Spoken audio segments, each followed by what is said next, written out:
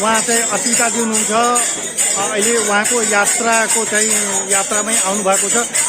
यो आज चाहिँ जानकी मन्दिरको कार्यक्रम कस्तो रह्यो? जानकी मन्दिरको कार्यक्रम एकदमै धुमधाम भव्य कार्यक्रम भयो।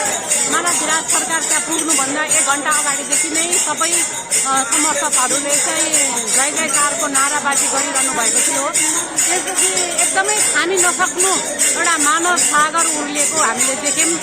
धेरै राम्रो भयो कार्यक्रम, एकदमै भव्य र एकदमै कस्तो भने व्यवस्थित एकदम भव्य कार्यक्रम भयो। अनि यहाँको जनताहरूको माग के रहेको थियो? हिन्दू राष्ट्र अनि प्रत्येक राजा आउनु पर्यो भन्ने मागहरू गरिरहेको थियो। यो बाहेकका पनि केही मागहरू थियो?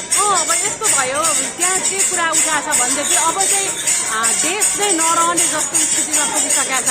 त्यसो हुनाले राजा चाहिँ एउटा अभिभावकको रूपमा आउनै पर्छ भन्ने सबैले त्यहाँ राजालाई त्यो कुराहरू पनि चिन्तित गरे मैले देखेको छु। र अब हामीले जनताको तर्फबाट के गर्नुपर्छ, हामी तयार छौँ।